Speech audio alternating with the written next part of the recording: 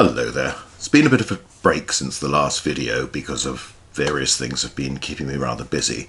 And I thought we'd resume now with The Conquered and the Proud, the series of talks we've been doing looking at Roman history from 200 BC onwards. Now we've got to the end of the 2nd century BC, we'd come to 100 BC, Marius and the tribune Saturninus. We looked at Marius's unprecedented succession of consulships when he'd had 5 in a row between 104 and 100, and the implications of this for the Roman system. One of the things we've tried to look at all the way through, whether we've been talking about the Gracchi and others, are the precedents that are set. When somebody bends or breaks the rules, even for good intentions, when they feel there's a real problem faced by the state and they're trying to deal with it in a sensible way that's for mutual benefit, nevertheless, once that convention is broken, then it's very hard to go back. And there's no reason why somebody else can't break the same rule in the future, possibly with rather less good motives. And that's a lesson for the ages, really, because in any system, the Romans in particular, they don't have a formal written constitution. They're more like Britain, but even in the United States, where you do have this basis set down very precisely, which is supposed to explain how the state should work and its different arms, there is wriggle room, there is room for interpretation, and an awful lot depends on everybody playing by the rules. Everyone who's involved in public life, and particularly those at the higher levels, accept that there are limitations and they don't need to be taken to court and charged to enforce these.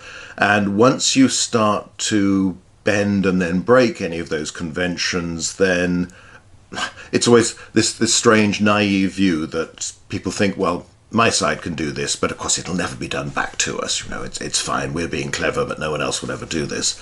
This is the pattern we're seeing in Rome in the later 2nd century BC, and it extends into the 1st century BC. Now, one of the main figures in this talk today will be Sulla, the first dictator of Rome, the first man to lead Roman legions against the city of Rome itself and preempt the first civil war. So you have that figure, but we'll also see the end of Marius's career, and there'll be people like Pompey, and we may or may not mention him too much, Julius Caesar and others who start to appear in this period. Crassus is another major figure. And of course we'll talk about Spartacus and some of the others. So there's quite a lot of big names in this era, because we're going to be looking at the first few decades of the 1st century BC, and there's quite a lot of ground to cover, which means that we won't go into everything in immense detail. So there will be things where I have to skate over what's going on and simplify things a little bit. The social war, which we'll deal with very soon, is a prime example of that. But at every stage, there is a little more to it than I can go into today. But this is to give an overview, to give a sense of what's happening and the implications of these changes and these moments where somebody decides that, okay, this has never been done before, but my situation is so peculiar, so unique, my cause is so noble, so good, so pure, that I can do this. And it'll be fine. We'll sort out what happens afterwards, but I'm sure, you know, this won't have all sorts of terrible consequences.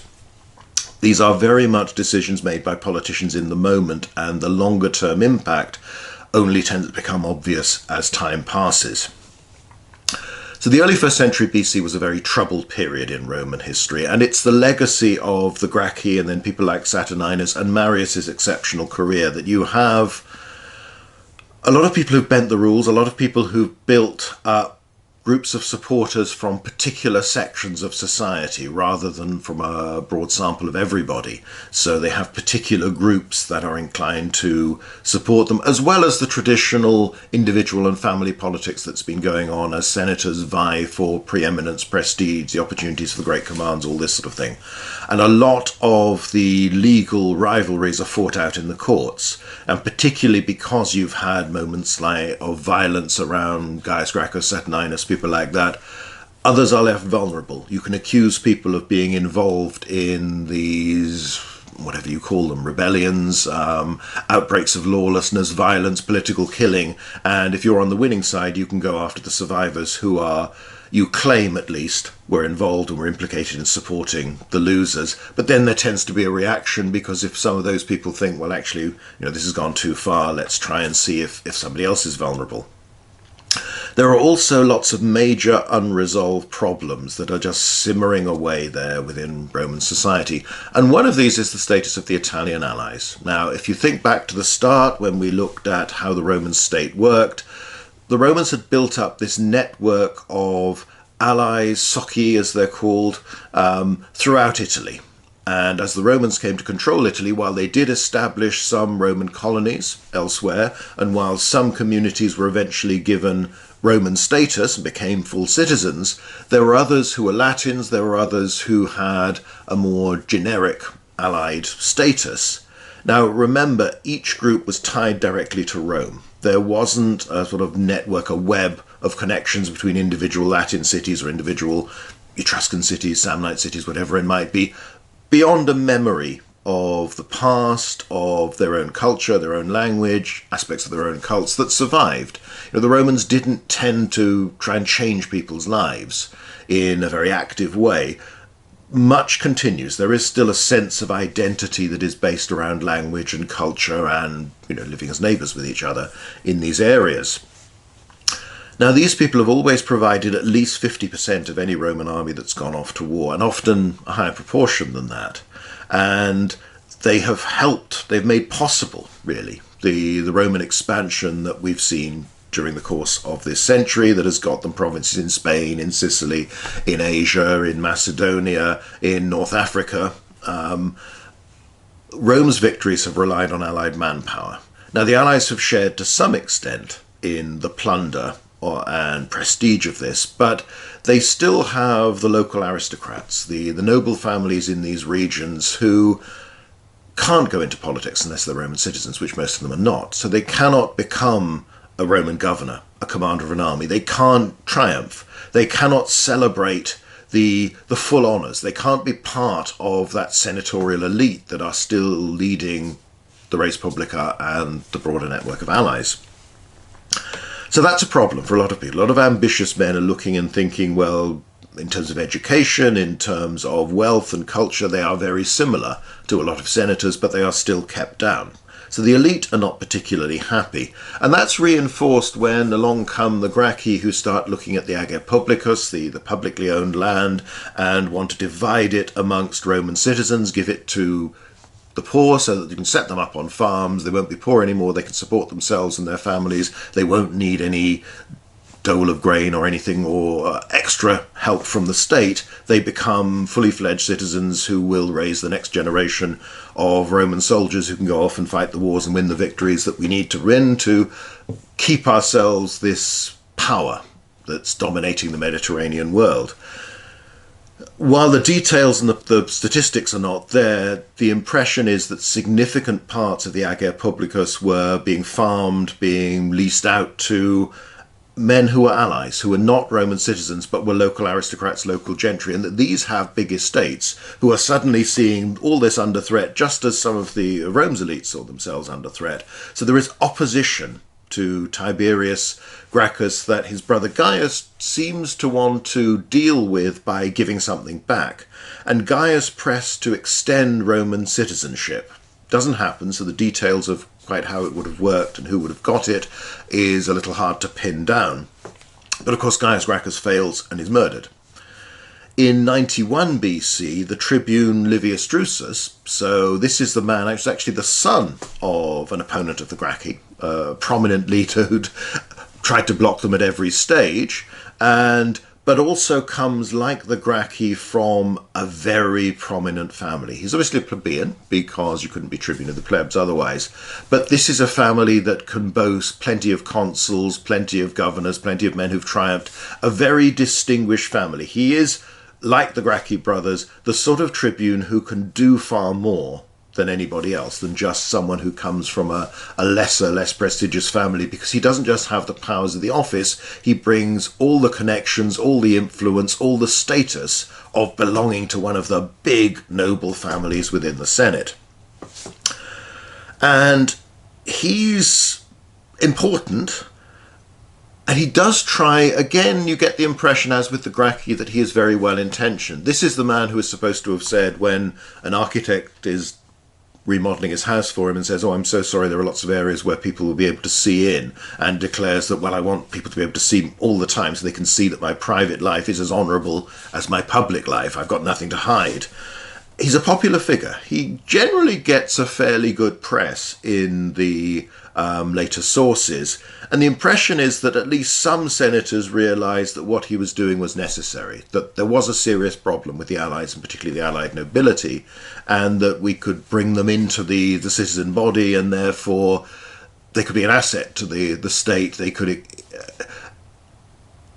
give stability within Italy, encourage the state to prosper, become Roman, and they're good, suitable people to be Romans and to be aristocrats and to be senators, without too serious disruption. But of course, disruption is a problem. If you add more people who can follow a political career, then competition becomes harder. If you add more people who will vote in important groups within the Comitia Centuriata, for instance, remember, go back to the earlier talk, I think it's number 2, where we looked at the constitution and how the various popular assemblies work, or they can vote, they can travel to Rome to vote in the tribal assembly, and they'll vote in one of the rural tribes where there are fewer people, therefore each vote counts for more, and it's much easier to sway the voting of that particular unit.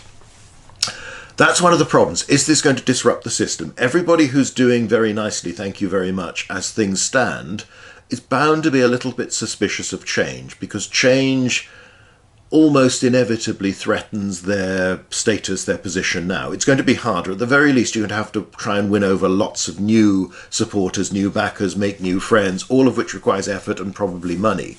So there is plenty of opposition as well, and there is a mixed attitude from ordinary Roman citizens, particularly the voters in Rome, as to, are their privileges going to be diluted because suddenly there'll be far more people who can vote. There's an attempt at the same time to reform the juries of the extortion courts. Now, this is probably well-intentioned, but that upsets, again, everybody who has a vested interest in keeping things as they are, because this system works for them. So Drusus probably has a reasonably sensible, or certainly well-intentioned agenda, but a lot of people are very nervous, very suspicious, very hostile, as well as some supporting.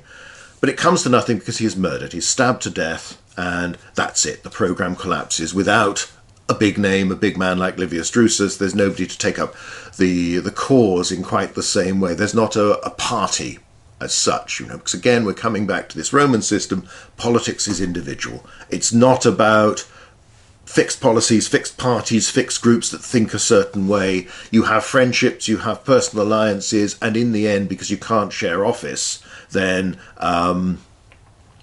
you're on your own, effectively. The result of this is that the many prominent Italian aristocrats decide that they're not going to get anywhere through expecting the Romans to reform things peacefully and legally, and to just go through the normal means of the state, because they've been waiting generation after generation and they've still got nothing. They are still excluded from the centre of the Republic's life. So they decide that force is really the only viable option, and over the winter of 91 to 90 BC they start to prepare for war. They start to raise armies.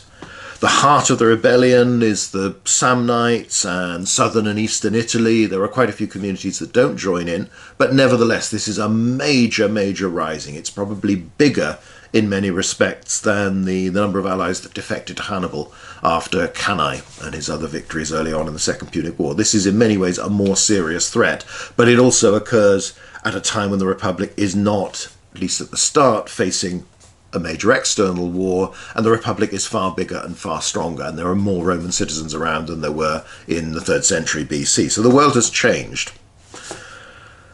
They establish a capital at Corfinum, which they name Italia, and they start to mint coins, very much modelled on the Roman style, but they show, a bull trampling the Roman wolf, this sort of thing.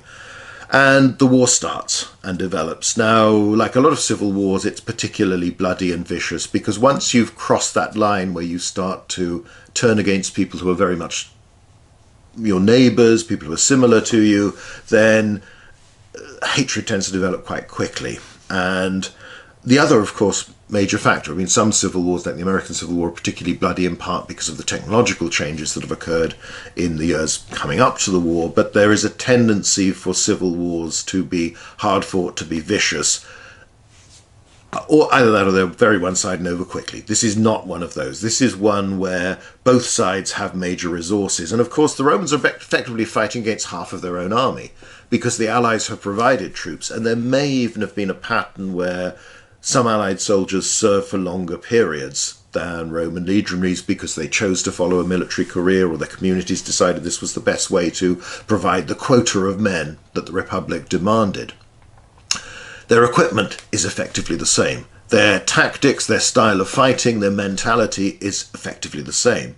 Now, Roman warfare has built up around this principle of, the legions are at the heart of any army, and the attributes that Polybius picks out for centurions, for legionaries, is stubbornness.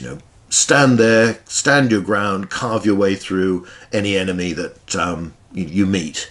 It's direct, it's not always very subtle, it's often a sledgehammer approach to warfare and tactics. Now, when you have two sides fighting in exactly the same way, the result inevitably is very bloody battles with high casualty rates, and they are very hard fought. And the Romans do suffer some serious defeats.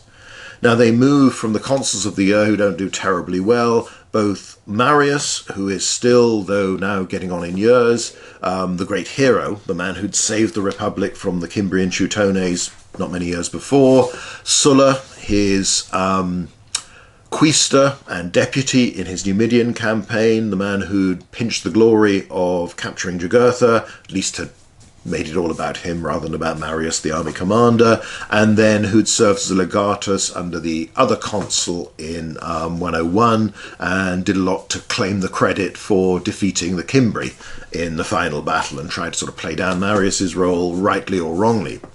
So these are men who are doing quite well. We'll come back to Sulla in a few moments. They're both prominent, particularly in the first year of campaigning. The Romans do win this war, but they win as much, probably more, by conciliation than they do by military means. Yes, they raise big armies, and yes, you have some hard-fought battles, and the Romans start to win when they get better commanders who know how to prepare an army, train an army, and also accept the threat that the enemy pose. Admit that the Allies are very good at fighting. They are dangerous. They are not people you can simply just turn up to and expect to win easily, because effectively they're you. They fight exactly the same as you.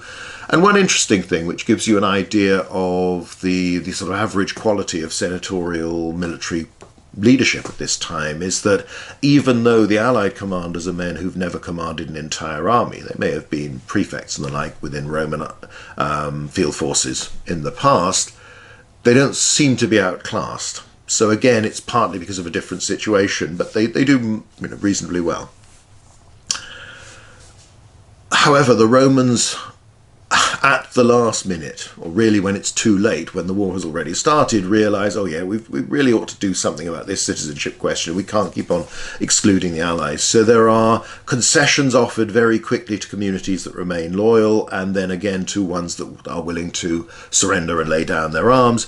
The franchise of Roman citizenship was extended to almost all of Italy during and in the immediate aftermath of the war.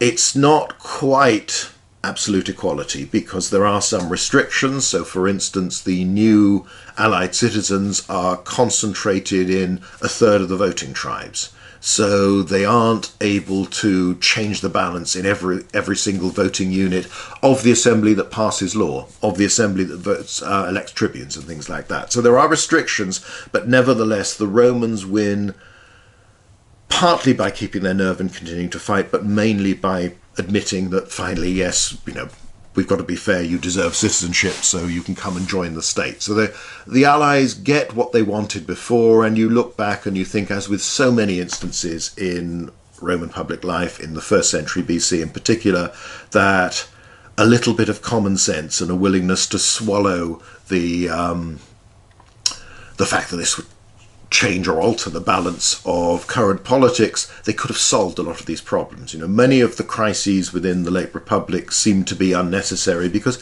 just about everybody admits, yes, there's a problem. They just don't want anybody else, anyone who isn't them, to get the credit for solving it and the support that that would bring. Obviously, if you're the man who, like Livius Drusus hoped to do, give citizenship to large numbers, perhaps all the allies, then a lot of those people are going to feel obligated to you. They're probably going to vote for you in the future. And just as people were suspicious that the Gracchi wanted kingship, this sort of thing, or at least wanted to build up a power block that was so overwhelming that they'd be able to dominate politics, the same fears are there. But that does mean that if you keep on concentrating on that, you end up with this essential inertia at the heart of Roman government. And this is something we'll come to again and again and again. Nearly everybody recognises a problem, but no one is willing to let anybody else get the credit for solving it. So the social war is a major upheaval.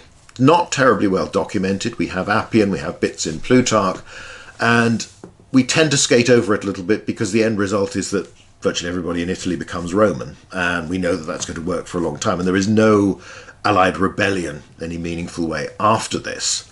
But there are elements. Some groups hold out for a long period and are still fighting after 89 into 88 and beyond, even though essentially the war is won by then, and it can only, it's only going to conclude in one way. These holdouts will eventually be defeated, but nevertheless people feel unwilling to accept the compromises that are on offer, and the levels of hatred, of resentment of Rome have built up, quite understandably in many respects, to the point where people will not give in, even though, in any practical terms, they can probably see that they can't actually win from this stage. They don't like quitting. But then, of course, that's one of the reasons why the Romans have won all these foreign wars over the years, is that they don't quit. And it's, it was almost naive to expect the Allies to behave any differently. This has become their way of warfare. You keep plugging away and you accept the losses and you keep trying not to resume the war, fight again, and eventually it's the enemy's will who'll crack and it won't be yours. Now, while all this is going on, things develop elsewhere. Obviously, the Romans are preoccupied. They are not looking out to the provinces. Most of their troops are in Italy fighting the Allies. Half your manpower has already pretty much defected and is fighting against you at that time. So this is a time when the Romans are militarily weak, and this encourages the growth of piracy in the wider Mediterranean. But more importantly, it's a major stage in the career of King Mithridates VI of Pontus. Now, he's quite a big figure. We won't have time to talk about him too much. Maybe that's something for another day. But within this series of talks, we've got to be restrain ourselves when you come across these interesting people.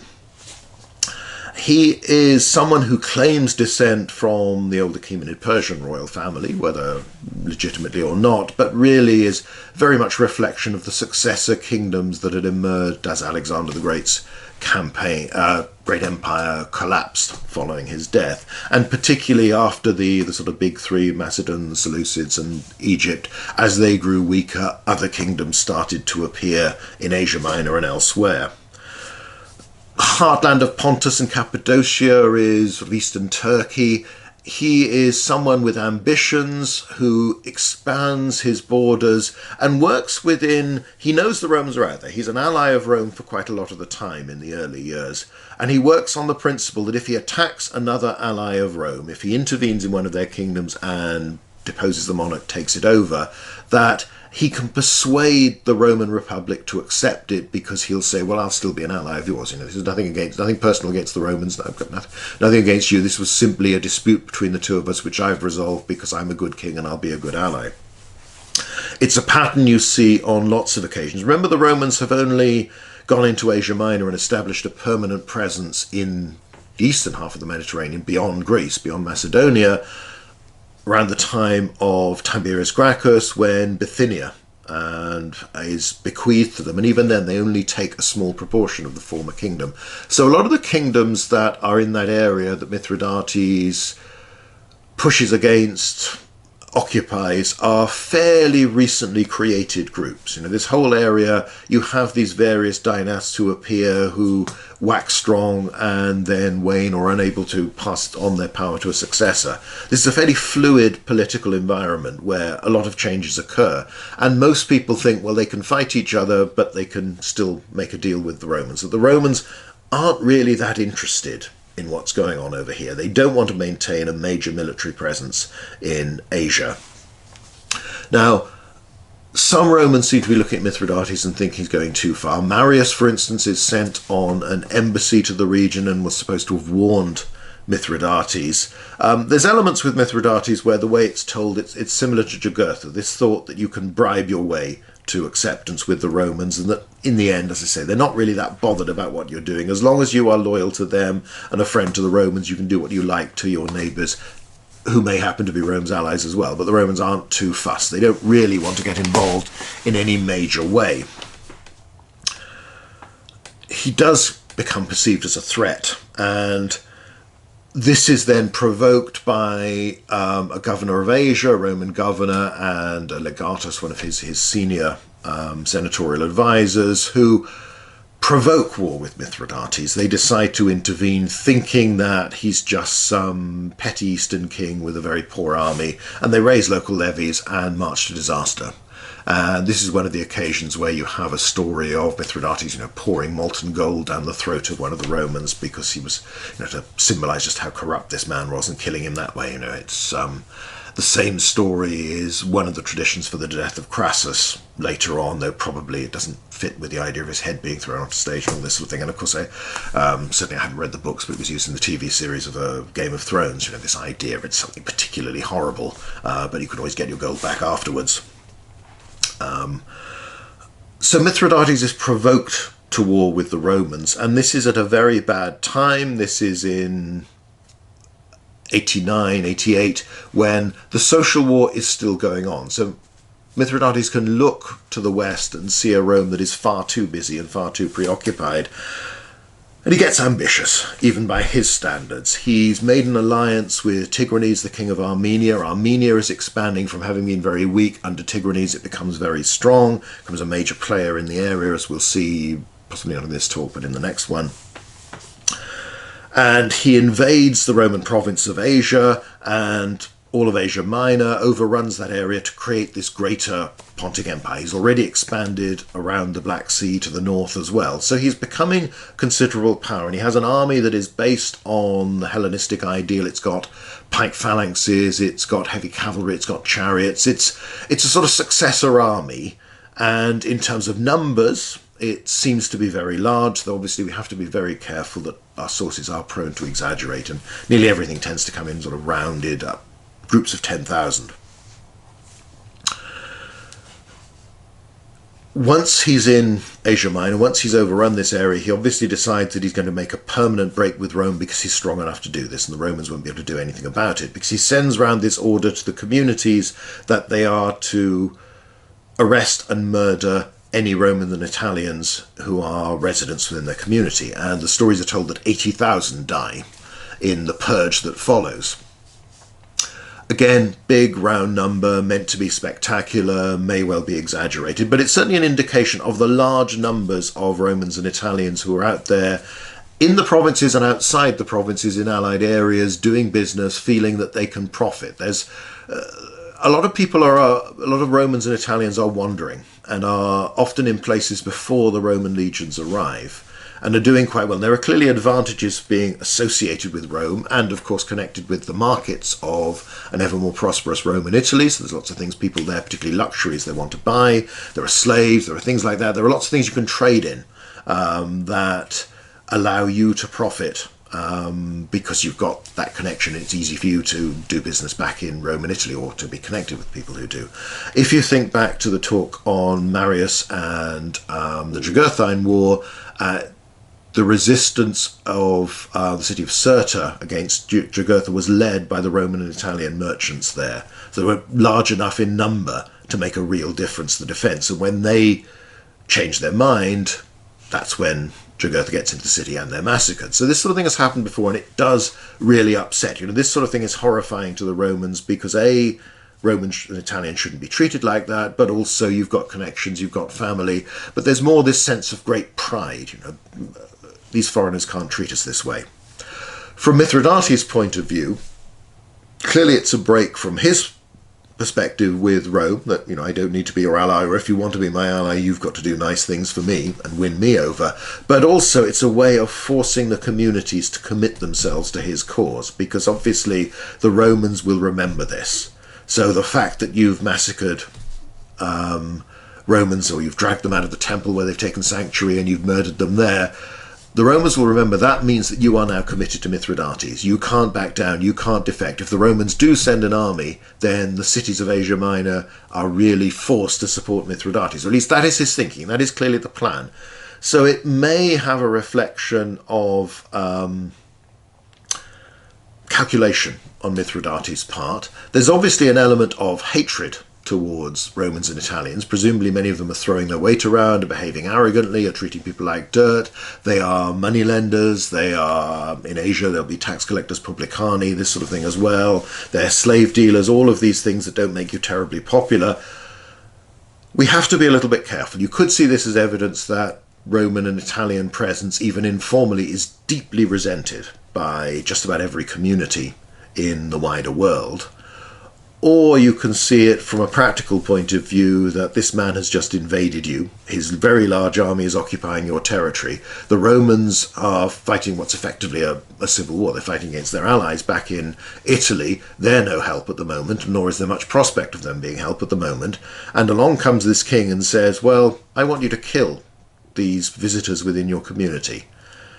A man who's going to give an order like that can easily give another order that would be turned against you. So there is an element of sheer fear in this. You do this to prove your loyalty to Mithridates. And there are a few communities, there are only a handful, but there are some that protect their Romans or evacuate them, get them out of the way to safety. So it isn't quite so universal. It's not as simple as all Romans and all Roman traders, all Roman representatives are loathed by the provincials. Some cases probably yes, but it's more complicated than that. Anyway, this is a major insult to Rome. It's a cause that very quickly everybody rallies to, well, we've got to do something about Mithridates. This man is a vicious enemy and we've got to deal with him. And in the meantime, Mithridates is on such a roll that he feels he's strong enough, because he does possess a significant fleet, and he starts to move against the Greek islands, and then he lands an army in Greece itself. So this is, a big expansion, and it has an element of, yes, you could see it as an independent Eastern monarch who just wants to expand his own empire. You could also see it as a successor king thinking, well, I can revive a large part of Alexander's former empire. There are lots of different threads going on at the time. Now, Sulla was elected consul for 88 BC, and there'd been a fairly competitive campaign. This is while the war is still going on, but he's very much based his campaign around, well, I've done very well helping to suppress the Allies. And apart from that, the earlier 90s had not been a particularly distinguished period for him. He'd been praetor, but he'd also been charged with offences connected with his governorship. There'd been a long legal case, which although he'd got away with it, he'd not been condemned. Nevertheless, that's damaging. The fact that you can be taken to court shows that you don't have the prestige. People aren't afraid of you. You are vulnerable, and that always means everybody else is looking for any weakness that they can exploit to profit from your downfall. So after those glory days of capturing Jugurtha, of doing well against the Cimbrian Teutones, it's a bit of a lull. He's had a fairly ordinary career. Now, Sulla was a patrician. He's from one of that handful of ancient clans that had formed the original aristocracy of Rome under the rule of the kings and then in the early Republic. For a while they'd monopolised high office like the consulship, but centuries before our period, enough plebeian families, that's the other half, well, it's more than half, it's the other section of Roman society, had become wealthy, important. They demanded a political role. This had eventually come to a rule where at least one consul every year had to be a plebeian.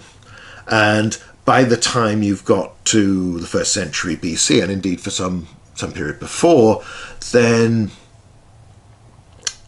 there were quite a few years where there were 2 plebeians as consul, and there was no patrician at all.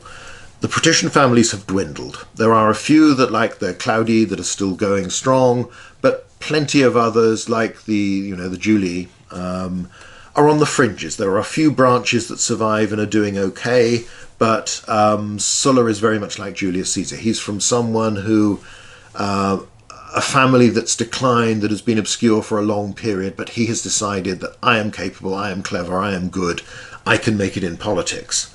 But he's facing many of the challenges of a new man, ineffectively, because there's no network of connections and family, people owing obligations to his family and this sort of thing that he can exploit. He's got to make his own way, which is probably part of the reason why he is so eager to trumpet his own achievements, even if that means treading on the toes of people like Marius and his seniors. So Sulla is a controversial figure. He has this reputation as being a little wild, a little angry. He's had a dubious past. He's lived not in the sort of nice aristocratic house on the edge of the Forum on the slopes of the Palatine, where you lived if you were someone who'd made it. He's lived in a suburb. He's lived in a flat. He's consorts with actors, actresses, the wrong sort of people. He's inherited money in a rather dubious situation. There's all sorts of rumours. There's lots of muck about Sulla. He doesn't have this great reputation. There's clearly an element of him as well who lives the way he's going to live and be damned to the rest of you. The sort of attitude you'll get from some aristocrats who are absolutely sure that they deserve to be at the top. It's hard for someone like Sulla, though, because of course there is no immediate precedent for anybody in his family doing well like this. Plutarch's biography of him makes great emphasis on his belief in his destiny and in all the omens that foreshadowed his great career he was going to have. And perhaps he did. Perhaps he is one of these people who just has this belief that I'm going to get to the top because I'm special, and it's foreordained. This is going to happen. He's elected consul, and he is allocated the command against Mithridates. So that's a plum command. It's dangerous because obviously Mithridates is a strong opponent. He's got a big army. He seems to be on a roll. He's been doing very well. But he's also an Easterner. And campaigns in the East, and this goes back to the campaigns against Antiochus III, the Magnesia campaign, Manlius Vulso in Galatia, and others. There was this belief that if you go to the east, this is where all the real wealth is. You can fight a Spanish community, but they don't really own very much. And the same with the Gauls, even worse than that. The Numidians are not spectacularly wealthy, but people in the eastern, the Greek-speaking part of the world, that's where the gold is, that's where the wealth is, that's where all the silks, the spices, all the exciting stuff is. And there is also a bit of a perception, the Romans, that they're not very good at fighting. The Western barbarians are brave, ferocious, dangerous, if wild. The Easterners have declined from the glory days of Alexander and before that, and they are now effete, not very good at fighting, but rich, which is the perfect enemy if you want a profitable campaign, because you're pretty confident you can win, and you're very confident you're going to make lots of money. So Sulla is well satisfied with that. However, again in this year, you've had a tribune agitating for various reforms, a chap called Sulpicius Rufus. Now again, we won't go into all the details of what the issues he's raising, but it's connected with the courts, it's connected with what we do with the Italians and where they go. It's connected with many of the issues that have been raised again and again, that are popular causes, controversial causes, but things where people sense there's a problem, but they're not sure that they like any of the solutions on offer or that anyone should get credit for solving them. Comes back to that same issue. Marius becomes associated with him. Marius is, getting on now. He really is past the age when he should be actively campaigning, but he is someone who clearly misses the limelight. He had been the great poster boy hero of Rome. He's the man who defeated Jugurtha after successive senators had been corrupt or had just failed. He then, when Rome and Italy faces this existential crisis, the Cimbrian Teutones look like they're going to sweep down, do what the Gauls did in the 4th century BC and sack Rome. Marius is the man that the people call upon, and they elect him consul year after year after year so that he can deal with the problem, which he does. He then muddies the waters a bit by his association with Saturninus in 100 BC, though he eventually helps suppress him. So Marius has had a career where he's been incredibly popular, not always with the majority of the Senate, but with the wider population. And he clearly misses that, and he's shown an interest in the East. He's been on this embassy, this senatorial legation before. He's met Mithridates. For whatever reason, he decides that he wants this command. And he arranges for the tribune, Sulpicius Rufus, to bring a law before the popular assembly that transfers the command from Sulla to Marius. Now, this obviously goes back to, again, precedent set by the Gracchi and others that the people can legislate on anything. So something that traditionally has been the preserve of the Senate, not anymore, because you can change that. You can make sure that Marius gets the command against Jugurtha, that he gets the command against the Cimbrian Teutones. Now, the Republic's hero can go off and deal with Mithridates. And then, there may be a genuine sentiment that, look at what this terrible man he's done. He's killed all these Romans and Italians. He's humiliated us. We need to send the best against him to punish him as quickly and as thoroughly as possible. Sulla is allowed to leave Rome. He goes to where his troops are completing one of the last dealing with one of the last strongholds of the Italian allies. And he decides that he will not accept this, that whatever the peoples have passed in their assembly, he had been legitimately given and allocated the command against Mithridates. It's his by right, and he is going to keep it. So he gathers his soldiers, parades them, tells them that we're going to Rome to set things right, and then we're going east and we're going to deal with Mithridates. Now, only a single senatorial officer within the army will go with him. But the troops seem to be not too bothered by this. They support him and they march on Rome. Now, it's probably a lot easier to do this because you've spent the last couple of years fighting against people very much like you. So fighting in the social war has reduced your restraint. You've fought people who look and sound and act very much like you, and you've killed them and you've defeated them. So that's probably crossed a boundary that might have been harder if this hadn't happened before. In fact, the whole thing is unlikely to have happened without the context of the social war. You've also got the situation where you've got an army that's really looking forward to this campaign, that thinks this is a chance for glory and for profit, and wants to do this, and probably could be persuaded that, look, this is wrong, this is not how things should work, Marius is too old anyway, but also we've been properly given this responsibility, this duty, just let us go and do it. This is how we will deal with Mithridates, this is how we'll set things right. Sulla marches on Rome, and there's an element of charisma in this. They clearly like Sulla, and they trust him, and there's the charisma and the force of personality of a man who can make them do this, and they're convinced that he is on their side and he will look after them, that he will reward them as well. Now, Sulla marches on Rome. He very easily takes the city because there's no army to oppose him. His opponents don't have any organised armed force that they can get there in time to deal with this. A lot of citizens resist him. There is some heavy fighting. There are tiles thrown from roofs, all this sort of thing. People resist. There are casualties, there are massacres. Most senators are outraged by what Sulla has done. At this stage, this is, again, it's rather like all those little breaches of precedent and convention that have occurred with the Gracchi, with Marius. This is a lot bigger and it's more shocking. But it happens, and they can't stop it. He goes in, Marius flees, Sulpicius is arrested and executed, Marius is outlawed, and he executes some other opponents, passes some legislation. He then goes off east with his army to fight the war against Mithridates. And there are several years of campaigning, nearly all of which are focused on Greece, because this is where the main Mithridatic armies are. And we won't go into the details, but there are battles at Chaeronea and Orchomenus. Again, you have this pattern. There are certain places in Greece where battles tend to be fought because this is the terrain that allows large armies to deploy. It's the routes between the major cities, and you've had hoplite battles in the past at the same spots. And of course, Chaeronea was where you had the big confrontation between Philip II and the Athenians, the Thebans, and their allies in 338 BC. So this is going on. In Greece, things tend to happen in the same place, and the topography very much forces that to be the case. He wins those battles, even though the Romans are hugely outnumbered, at least by all the accounts, and probably the Pontic armies are bigger. The Pontic armies have all the fancy phalanxes and chariots and all this sort of thing of successor armies. But again, you have to think back, the reason Philip and Alexander were so successful is not just the tactics, the equipment, the style of fighting. They had exceptionally good veteran soldiers, veterans who got used to winning.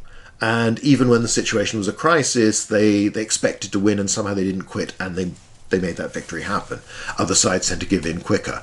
And different, Antiochus III at times created an army that, at least elements of it, got to that same sort of level. The Pontic army has won lots of fairly easy one-sided victories because it hasn't met a good organised opponent yet. When it does, it's taken apart systematically by Sulla and his men. And while there may be some exaggeration, the casualties are disproportionately inflicted on the losing Pontic army rather than the Romans, and the loss is fairly light. There is a tough siege of Athens subsequently when Sulla has to take the city, but he does so. Eventually, it's a little bit more complicated, there's all sorts of little outbreaks, but peace is made in 83 BC. But in the meantime, Italy's fallen into chaos because the consul for 87, a man called Cinna, had raised an army partly from defeated Italians, former rebels, and he defeated his consular colleague. Although there was no history of rivalry with Sulla, he'd turned against those supporters of Sulla that were left there, and Marius came and joined him. Rome is attacked and stormed for a second time. There's more fighting this time. There is an even larger scale massacre afterwards. Marius gets a 7th consulship, something he supposedly had been prophesied years before, and is pretty vicious in arresting and executing opponents and people he just doesn't like. There are outrages, there are killings beyond what's supposedly happened. These forces are not under tight control of their commanders. Marius is particularly angry, vindictive. He's had a bit of a breakdown when he's fled and gone into exile in North Africa amongst his veterans, the people who'd fought under him against Jugurtha and then been given land in North Africa after the war. He returns, he dies within days of becoming consul for the 7th time, dies of a heart attack. He's an old man, he's very angry, and he rages, and eventually just his system collapses. So you have Cinna dominates, he controls the election, but again, quite a lot of senators of distinguished families will back him. This is when a connection, his daughter is married to the young Julius Caesar. Julius Caesar becomes the Flamen Dialis at this time, this priesthood, because the man who held it before has been executed. The initial outbreak, Sulla's lawlessness in saying, right, I'm not going to stand for this, I'm going to use force against the state, simply starts to spiral out of control as more and more people think, well, I can do that. And they have, again, these vendettas start where you have been punished by one side, so you want vengeance. Sulla eventually returns to Italy. And what follows once Sulla's landed in Italy is a civil war fought on an even larger scale than the outbreaks of fighting that have occurred up till now. So there is a sense of escalation at each stage. From that first march on Rome in 88 to the second one in 87, things get progressively more violent, more devastating, larger scale. As you realise that you're going to have to defeat your opponents, you need more troops and better troops than them. But again, you have the same basic problem of the social war, that you're not fighting a foreign enemy and you don't have any inbuilt tactical advantage over your opponents. You are fighting people exactly like yourselves, so numbers play a big, big role in terms of who's going to prevail. Sulla successively defeats his rivals in Italy. He is joined by the young Gnaeus Pompey, or Gnaeus Pompeius, whose father has died just recently, been one of the generals involved in the fighting, but had also suppressed the last stages of the social war. He's just 18, and he's raised a private army from his family estates, paid for by his own funds. He's got 3 legions. Now, this is utterly illegal. Pompey isn't even old enough to be a senator or magistrate in any respect. He's been elected to no office. He has no legal authority. He's simply got family connections that he's inherited. His family are big, big landowners. They are very wealthy, and he has an army. So someone like Sulla is faced with the choice, well, there's a man with 3 legions. He doesn't have any legitimate right to control them, but then, where does the legitimacy stand in the middle of a civil war? These are 3 legions. They seem keen. Their commander seems a dashing young fellow. Then I might as well use him. Better to have him on my side than force him to go and join my opponents. So Sulla makes use of him. Pompey fights in Italy. He fights in Sicily. He fights in Africa. And he does very well. There are a few, mischances, but on the whole he does rather well. He gets the nickname the Young Butcher because of the eagerness with which he executes Sulla's opponents. And supposedly at some point Sulla gives him the nickname Magnus the Great, perhaps ironically. But this is someone who sees himself as a sort of new Alexander. But Pompey has broken all the rules of how Roman society used to work, but this is a civil war, and again, what matters is practicality at this point. Sulla sends him over to Spain, where a chap called Sertorius, a Marian supporter, has gone and rallied a group of other aristocrat senators who fled. He's very good at making alliances with many of the Spanish communities. Sertorius is a really interesting chap, and again, maybe one day we'll do something on him. The basis of what's important for today is that he fights with considerable success against Sulla's allies, and Pompey is sent there, and even Pompey doesn't come off too well in the early encounters, and it takes a long time before Sertorius is beaten, but it moves Pompey out of the way for most of the rest of the 80s and the early 70s. Sulla will capture Rome and defeats the enemy. There's a major battle outside the Colline Gate approaching the city of Rome. He then summons the Senate to a meeting in one of the temples outside the city, and in the background you have the massacre of Samnite prisoners that are just having their throats cut. So their screams accompany this senatorial meeting where Sulla is supposedly reassuring everyone that things are all right. He makes himself, there's a legal process to go through, but effectively no one has any choice in the matter. He revives the old title of dictator. Now, we talked about this very briefly back in the talk on the constitution and the political system. Dictators were temporary things. They appointed them a few times during the Punic Wars, particularly in the aftermath of Lake Trasimene in 217 and then after Cannae. It was a 6-month appointment for someone who for that period had supreme power. He had a deputy rather than a colleague, so it wasn't like 2 consuls. This, just for once in the Roman system, one man got supreme power, but to lead the state through a period of crisis. The other form of dictatorship that was much more common was when you had nobody to preside over elections for the next year's consuls. You appointed a dictator to do this. He held power for several days, just did the election, then laid down the authority. Sulla has something much more ambitious in mind. He is dictator republicae constituendi, to restore the republic, to restore the state. And he does this with great thoroughness, first of all dealing with his opponents. There are widespread massacres. Again, what had happened in 88 was outstripped by what happened in 87, was outstripped again by what happened when Sulla seizes Rome for the second time. And you have the story that there are protests, that nobody knows who's going to be killed next, which prompts Sulla to post a prescription list in the forum. These are death lists, pamphlets with names of individuals, and anyone on that list loses all legal rights as a citizen, and they can be killed by anybody. And if you kill them and take their head to the authorities, you can claim a share of their property. But it's also a warning to the individual that, if we catch you, we're going to kill you. Numbers involved, there are various figures in the sources, perhaps 40 senators to start off with, hundreds, maybe even more equestrians. It's a mixture of people who'd oppose Sulla and people who have money and he just doesn't like, and he's feels he needs the cash. Although this is supposed to regularize the system, there are widespread abuses. His associates, his supporters, add names to the list of anybody they don't like, anybody whose property they simply desire. Quite a lot of Sulla's men do exceptionally well and make fortunes during this period by taking the property of the proscribed.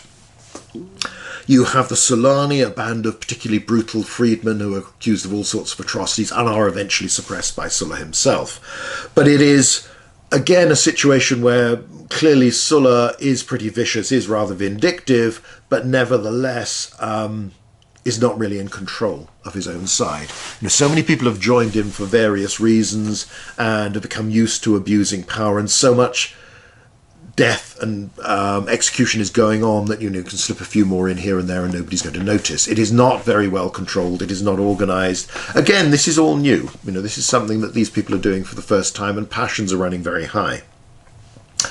He also embarks upon a reform program. He stays dictator for a couple of years. So again, no time limit in the same way that the 6-month period that had limited the military dictators in the past. So he is breaking lots and lots of rules, but rather ironically, people see him as a sort of conservative reformer, that he wants to re-establish the old way the Republic worked, with the Senate being dominant.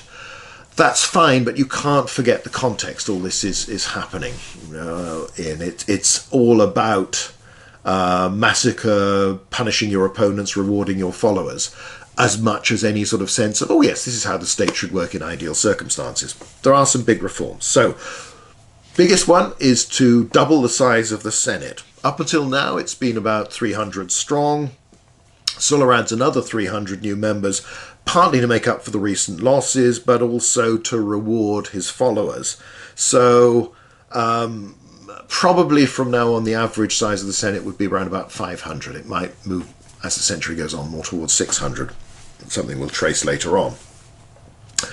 Anyone who is elected to the quaestorship at the end of their year of office is automatically enrolled in the Senate. So that means that you have, whereas it had been normal beforehand, it wasn't actually stipulated that this had to happen. We don't know of any exceptions, but there may have been some. But that does mean that you have fresh members every year, but you can also still enroll people who've not held any office, and there will be backbenchers who never do. Most of the new members are equestrians, so they're coming from distinguished wealthy families anyway, but people below the existing aristocracy. There's a fair chance that a good few of them were for Italian families, or people who recently got the citizenship, had equestrian status, had wealth, so the right sort of people. The main thing to mention, of course, is that all the people he puts in are men that Sulla considers to be sound, and that soundness is going to be based on their support for him. So he is filling the Senate with his partisans, the men who've backed him, the men he feels he owes something to, that he needs to reward, he needs to pay off a debt, and people that he thinks will think the way he thinks, act the way he acts. So it isn't simply about going around and choosing, yes, you're the most capable, the wisest, the person who really deserves to be in the Senate. Second thing is to reform the courts. These have obviously been a political football for years, and Sulla now establishes 7 permanent quaestiones, or courts, that will each be presided over by a praetor. And these will have juries entirely composed of senators, and they deal with specific crimes or spheres of responsibility. And they cover the most serious things. These aren't for the sort of petty crimes, these are for the big issues. Part of this, to make the whole thing work, he increases the number of magistrates. So there are 8 praetors, 7 needed by the courts, 1 to be the praetor urbanus, the sort of administrator of the city. That's a traditional role. Again, I think we mentioned him back at the start when we were looking at the constitution. There are now 20 quaestors every year, so you're getting 20 new senators every year. So that is a significant increase on an annual basis. However, there will still only be 2 consuls. So part of what this does is to increase the competition for that very highest post, because now there are more quaestors going into politics, and there are more, it's harder for those 20 quaestors, there's only 8 praetorships. So there are bottlenecks at each stage in the career that have got even narrower, even tighter. The cursus honorum is more formally regulated. We assume this basically formalises the conventions that have already been there. So the ages at which you have to be 42 to stand for the consulship, you've got to be 30 to stand for the quaestorship. Those sorts of things we've talked about from the start, those are enshrined in law under Sulla. There has to be a 10-year interval between holding the same office twice, and there are just this general pattern. So the cursus honorum that we've looked at, in many respects, we know best from the period of Sulla and afterwards. There are restrictions on provincial governors. In the first place, no one now goes out to govern a province during their year as magistrate. So a consul and a praetor will remain in Rome for that 12-month period of office, and then might be sent out as a proconsul or pro-praetor to govern a province. Now this means the Senate has tighter control in allocating them, because you don't have to, give priority to the currently elected consul. Though again, they will expect to have the prestigious post the following year, but nevertheless it gives a little bit of control. And there is a law passed that forbids them from operating outside their sphere of responsibility, the limits set to their province geographically, without formal permission from the Senate. The Maestas court is to deal with aspects of this, the Repetundi court with abuse of provincials, extortion, this sort of thing. So again, the basic pattern is the same. You can go out to your province and you can do stuff, but you might be challenged on your record when you get back to Rome. You won't be recalled during the period, although again, because everybody's now a pro-magistrate, it does give the Senate a little more control. Next thing is to restrict the power of the tribunes. One of the biggest penalties is that they could no longer hold another office after this, so it makes it a dead end for an ambitious politician. You can be tribune, but that's it. And it means you're less likely to get a Livius Drusus or a Tiberius or Gaius Gracchus, somebody from the really big families who pretty much feels they can go to the top, they should be able to get to the consulship. He also removed their legislative power and their impeachment power. So they still get veto, they still get the ability to protect Roman citizens, so they're not entirely nullified, but nevertheless they are drastically reduced in their role. Cisalpine Gaul becomes a province formally. It's often has been in the past, but it becomes more formally, and they start to talk, because the communities there, you've got a lot of settlers, you've got a lot of very Romanized locals. There is very soon talk of, because it's part of Italy, extending citizenship to at least some of the people up there as well. Now in 79, Sulla retired from public life and dies just a year later in 78. He takes up with a young widow who's supposed to pick him up at the games and all this sort of thing, and has a wild time in his last few years. He sets up on his tombstone, or at least his monument, supposedly the slogan he chose himself, that no one was ever effectively a better friend or a worse enemy. And he pretty much lived up to that. If he didn't like you, he showed it and, did things about that. If he did like you, he rewarded you. In some respects, you can look at Sulla, and as I say, there are scholars who focus more on the constitutional side and sort of, oh yes, well, his methods were a bit questionable, but he had good intentions. He was basically a traditionalist, a conservative, the last Republican. Even you get this label applied to him in one very good biography. There is, however, a problem with all of this, in that on the one sense, yes, you could say he set up a framework for senatorial authority, but he's filled the Senate with his supporters. So he's pretty much given his partisans the key role in running the state for the next, decades foreseeable future. But he then leaves them to get on with it. Caesar supposedly said at some point in his career that Sulla didn't know his ABC or his letters. He was politically illiterate for resigning. He does just walk away. He doesn't supervise this. Now, it may be that his health wasn't that great. It may be that he just doesn't care. It may be that he felt that for the system to work, for the elite that he's largely created, he's largely shaped, for them actually to act as proper senators, to lead the Republic, they've got to be left to their own and to do it. There are almost immediately problems. Even while Sulla's still alive, one of the consuls for 78, Marcus Aemilius Lepidus, starts to talk about restoring the powers of the tribunate. So, key thing that Sulla's done, let's get rid of that. And Sulla has outlawed Marian supporters and their descendants from public life. You know, they've been expelled from the Senate, they've been forced abroad into exile, but these people still exist, they still own property. There's a sense that, what do we do with them? You know, they're Romans like us. How permanent should this be?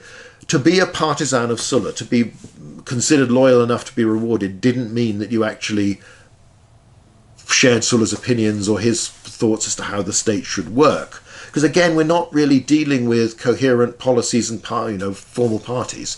This is a group of individuals that have found it convenient to back Sulla and have been rewarded as such. Lepidus, who's he's presumably been one of Sulla's men, as far as good enough to be kept in the Senate and be allowed to stand for the consulship.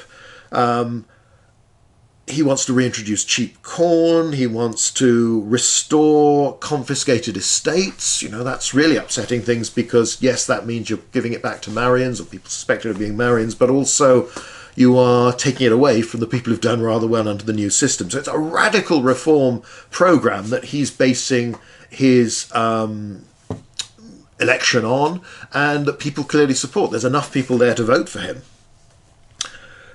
He's sent off to deal with some rebels in Faesulae, and then rebels himself and tries to take over the state. So you have, shortly after Sulla's death, an attempted coup straight away. It shows that once you've let the genie out of the bottle, once you've moved on from the political violence of the Gracchi of Saturninus to full-scale civil war, then there's no reason that other people can't do that. If they feel their cause is sufficiently just, or if they just think they can win, why shouldn't they? You can't stop it. Before he goes off to Spain, Pompey is involved in suppressing Lepidus. One of the supporters, one of the people associated with Lepidus at this time, is Marcus Junius Brutus, who is the father of the Brutus who will lead the conspiracy against Julius Caesar, and he is arrested and killed by Pompey. There's stories of a direct execution. There are stories of being killed whilst trying to escape, in inverted commas, like so many leaders in history arrested by various powers. We're told by Plutarch later on that Brutus wouldn't speak to Pompey under any circumstances until the civil war against Caesar, because he resented the death of his father. But again, it shows you how complicated it is. Big name families and people that we associate with different traditions, with emphasis on the constitution, on the role of the Senate, the aristocracy, are on opposing sides in these conflicts. So Italy is disturbed within months of Sulla's death, and there is another civil war. It's much shorter, it's more quickly decided. Lepidus doesn't last very long and is killed, as are his various groups of supporters, like Brutus's father. But it shows how difficult it is to restore stability, and people can't pretend this hasn't happened. They know now that politics can turn not just violent, but can turn into full-scale war, and everyone is nervous.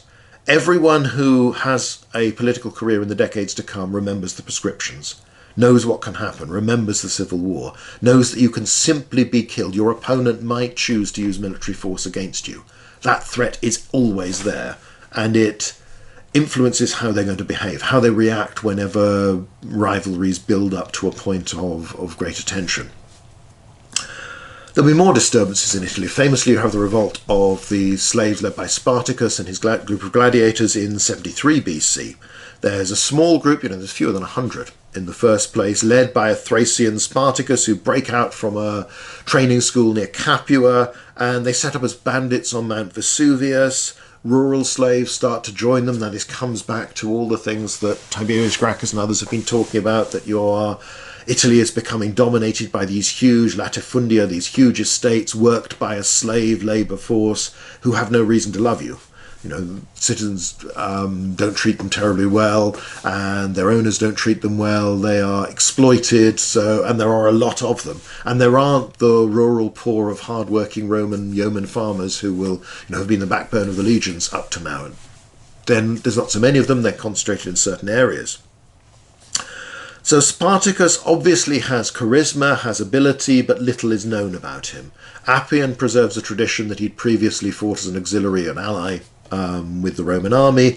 That may just be the Roman snobbery that all our most dangerous opponents are people we trained ourselves. We talk a little bit about this in the video I did on the Stanley Kubrick film Spartacus.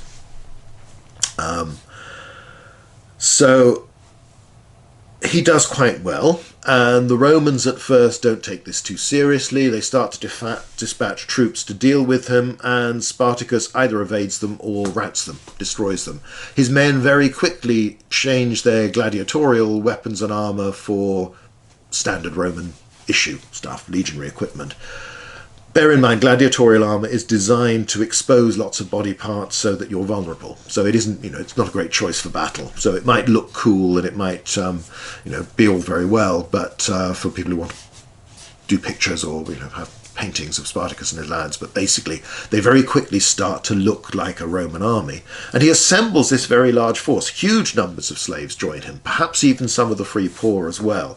Perhaps even some of the, the former Italian rebels. Who knows? The numbers are probably exaggerated, but they are considerable, and he defeats one Roman army after another. He doesn't just defeat them, but smashes them. And he organises craftsmen within the ranks of his own army to produce more weapons. He organises the food supply. This is clearly someone who manages to put together this large force and, on the whole, keep them together, feed them, supply them, lead them. But there is a problem as to what do they do. We know so little about their objective. He's clearly an inspirational leader, an effective and very, very able tactician. You do, however, have the friction with certain groups within the slave army and people like Crixus and this sort of thing that break away, get defeated first. The rebellion is finally suppressed in 71 BC under the command of Marcus Licinius Crassus, who does it very methodically, very brutally. Now, Crassus is one of Sulla's men. He had been... his brother, his father, had been killed by Cinna and the Marians early on. He'd fled to Spain. He eventually comes back, becomes one of Sulla's leading subordinates. Again, not with any, he doesn't have any legal power to do this. He's not a magistrate at this time. And fights very well at the Colline Gate, this victory Sulla wins outside Rome. Part of the rivalry that he will show to Pompey begins at this stage when Pompey is the bright young hero who gets all the praise and Crassus feels he's doing the work.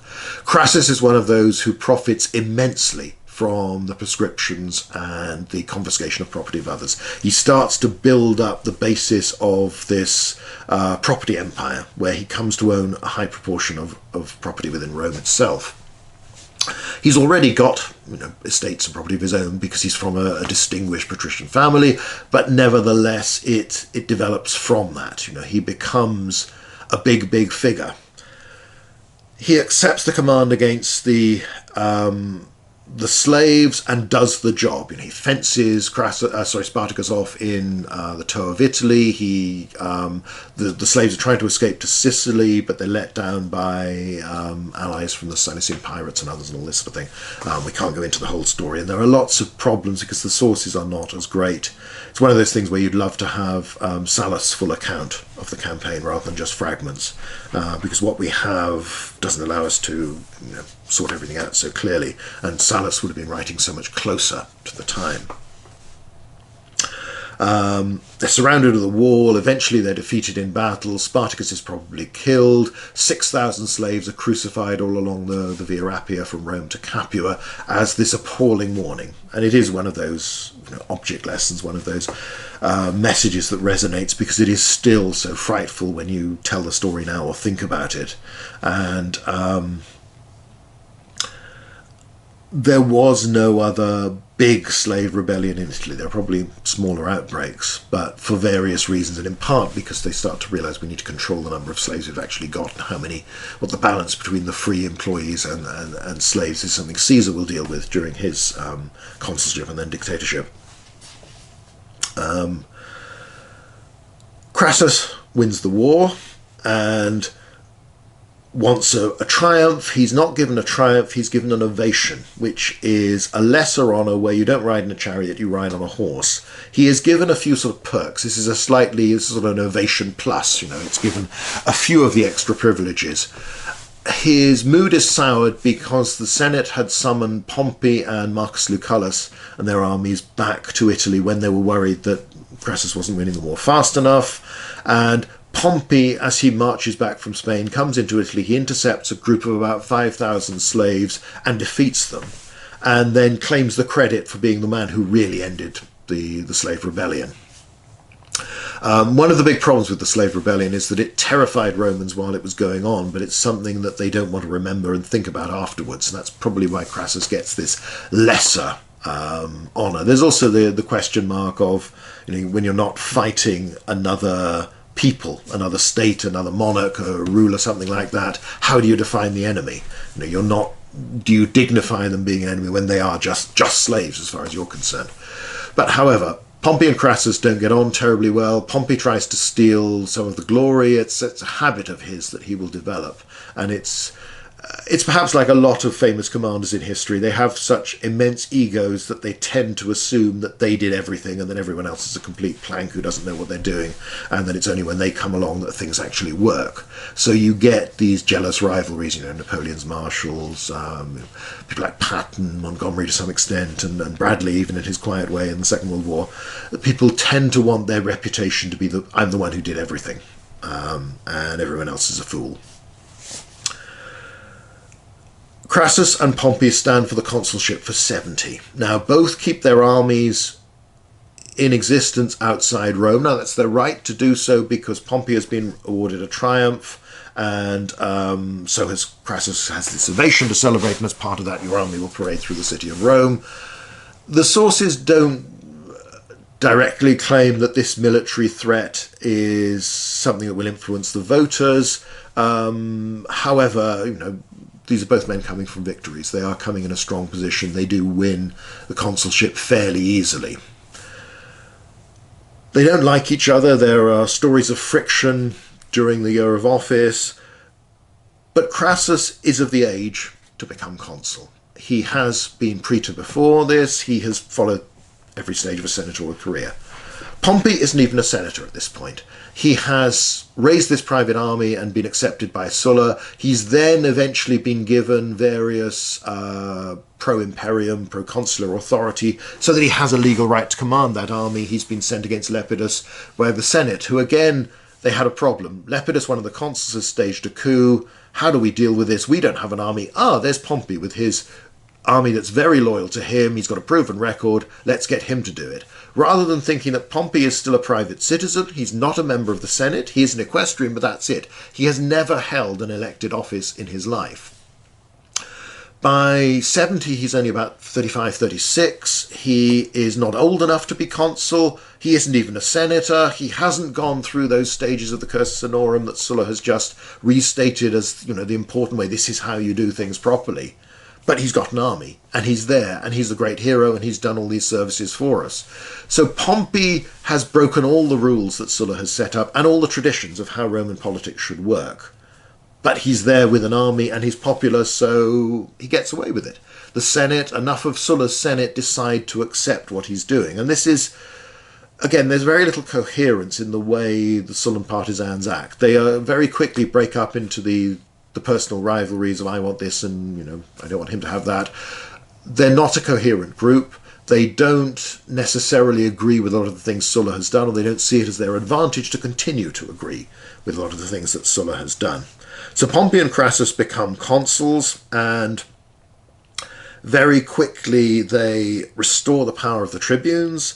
They change the composition of juries so that from now on they will be a third senators, a third equites, and a third a group called the Tribuni Aerari that we barely hear about in any source. And the main context where they appear is now. We assume they're some sort of group just below the equestrian order, so fairly wealthy, but perhaps not quite as wealthy. But beyond that, we know very little. The idea was that juries would now be balanced, so one particular group wasn't able to shift the verdict entirely in their favour. But these are still juries of men of property and considerable status. Pompey has famously taken part in the equestrian parade, where you were supposed to turn up in the centre of Rome, or on the Campus Martius first, and then with your horse, with your equipment as a cavalryman, to show that you were still willing to serve the state, even though they didn't serve as cavalry and hadn't for generations. by this time, and proclaims, yes, you know, I've served, you could tell your military record, I've served in these campaigns under my own command at each time. So he celebrates being an equestrian and then becomes a senator immediately. At the same time, he becomes consul. He gets a scholar to write a book advising him, you know, how do I behave? How does the Senate work? He has no experience of day-to-day politics in the Roman context, and yet he's become consul. So you can pretty much see 70 as marking the end of Sulla's constitution, if you want to call it that. And I think people have often been far too structural in the way they've looked at things, rather than looking at the individuals who are actually dominating and leading the Roman state. And people have felt that they could attack Sulla's men. The orator Cicero, who's still a fairly young man at this point, had criticised some of Sulla's men back in the late 80s, early 70s, attacking some of Sulla's partisans for going beyond what the dictator wanted, and got away with it. It was a popular cause then. You know, people resented the misbehaviour of these groups.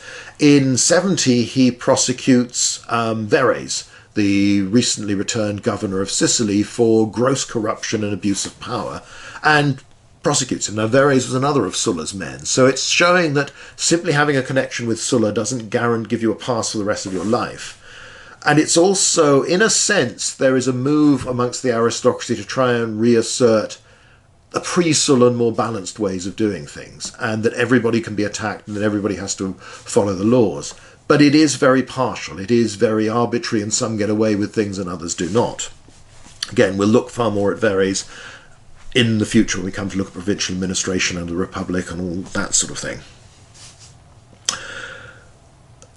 So Sulla's constitution has pretty much gone within a decade, less than a decade, and it's broken down from the start. You know, people like Lepidus have broken all the rules. You've had civil wars erupting again. You've had these disturbances. It's taken years to defeat Sertorius, and you've only got him in the end by bribing his subordinates to murder him.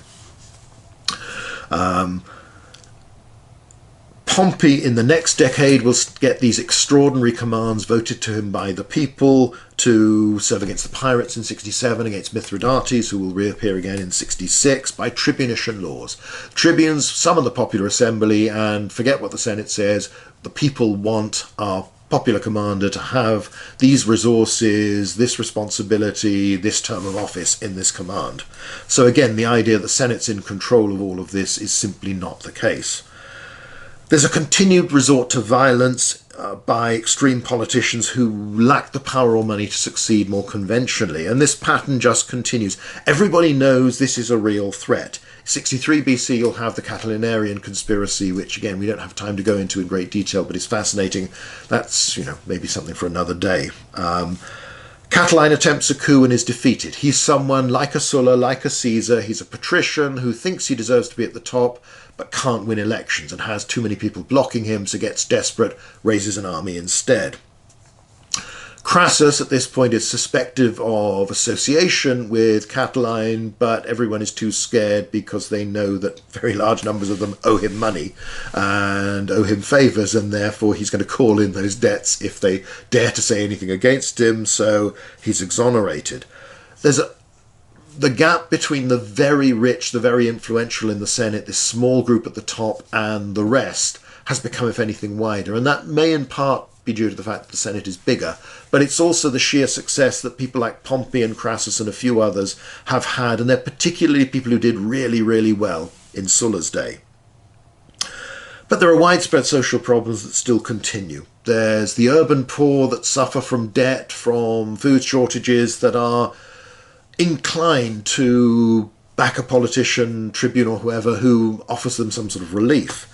There are troops who are not looked after well by the state, who are still expected to serve out of duty, but when they're discharged have nothing to support them and their families, and who look to popular commanders for land, for bounties, for something to set them up with a livelihood after their military service. You know, they've taken these risks for the state. What's my reward going to be?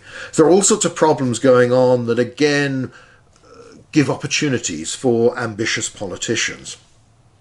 So the Sullan system, such as it is a lot less organised, a lot less coherent. If you lay it all out and think of it just in a constitutional way, it looks very impressive, it looks very traditional, conservative. when you set it within the context of civil war, of a state dominated by your partisans, of having broken all the rules and continuing to do so by exploiting and using people like Pompey and others, then it's very hard to see how this could have worked at all. It hasn't really addressed many of the fundamental issues that are causing problems. And of course, the Civil War itself has created all these problems. You've got some people who've done spectacularly well and are now fabulously rich and influential. You've got others who have been excluded from politics and their children. What do you do with them? You've got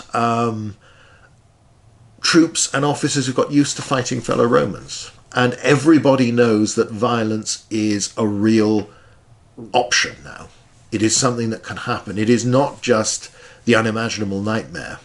And it's not even the sudden riot that kills Tiberius Gracchus and a few supporters. Now you know that it can be anything from assassination to rioting to full-scale civil war. So that's the context in which we'll move on to our next period. So we've covered a lot. As I said, there's more detail on pretty much every aspect of the things we've touched upon. And there's more you could say about the personalities, but there isn't really time to do that. But it's showing how the Roman Republic was just struggling to cope and struggling to establish the sort of stability that could actually endure. Not just a system, but a balance between the individuals who are prominent in Roman society and who are ambitious, to allow them to fulfill some of that ambition, to gain distinction without disrupting the state. That's the problem. It's this problem of balance that we'll trace and we'll see collapsing altogether in the next couple of talks. So that's it for today. Conquered and the Proud, Sulla, and the First Dictatorship.